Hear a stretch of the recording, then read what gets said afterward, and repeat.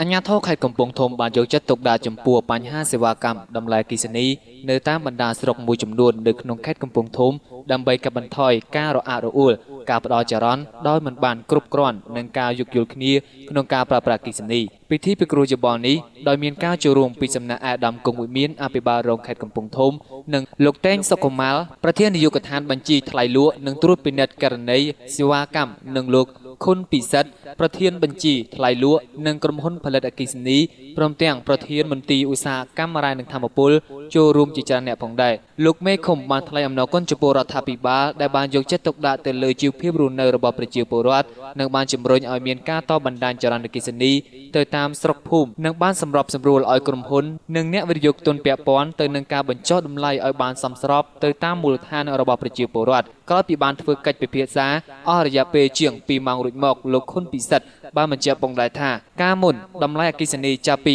3000រៀលក្នុង1គីឡូវ៉ាត់និងបានធ្វើការបញ្ចុះតម្លៃរហូតមកត្រឹមតែ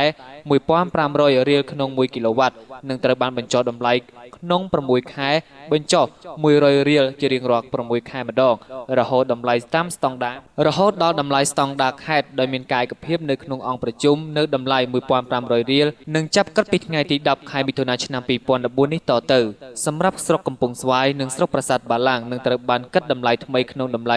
1500រៀលក្នុង1គីឡូវ៉ាត់លោកតេងសុកុមាលប្រធាននាយកដ្ឋានបញ្ជីថ្លៃលក់និងត្រួតពិនិត្យករណីសេវាកម្មបានផ្ដាំផ្ញើដល់សេវាករទាំងអស់កុំយកតម្លៃចរន្តអគ្គិសនីលើសពីតម្លៃរបស់អាជ្ញាធរអគ្គិសនីជៀសវាងការលក់កុងទ័រលក់ខ្សែលើសពីទីផ្សារដែលជាមូលហេតុបណ្ដាលឲ្យមានបញ្ហាអាដាមគង់វិមានអភិបាលរងខេត្តកំពង់ធំបានដាក់បទបញ្ជាឲ្យមន្ទីរឧស្សាហកម្មរ៉ែនិងធម្មពលសហការគ្នាជាមួយនឹងអាជ្ញាធរអគ្គិសនីត្រួតពិនិត្យឡើងវិញនៅបញ្ហាកុងទ័រភ្លើងដែលមហាជនជាច្រើនបានរិះគន់ថាកុងទ័រភ្លើងមានភាពមិនប្រក្រតីនិងសូមឲ្យអាជ្ញាធរត្រួតពិនិត្យឲ្យច្បាស់នៅបញ្ហាបច្ចេកទេសការតចរន្តអគ្គិសនីដោយមិនមានស្តង់ដារអាចធ្វើឲ្យមានការផ្ទុះសេខ្សែភ្លើងឬមានការឆ្លងចរន្តដែលបង្កឲ្យមានការរអាក់រអួលនៅប្រព័ន្ធអគ្គិសនីនិងសូមឲ្យមេភូមិមេឃុំកត់ចំណុចមានបញ្ហាមិនប្រក្រតីទាំងឡាយដើម្បីរាយការណ៍មកខេត្តកំពង់ធំនិងឲ្យជំនាញបច្ចេកទេសចុះទៅពិនិត្យ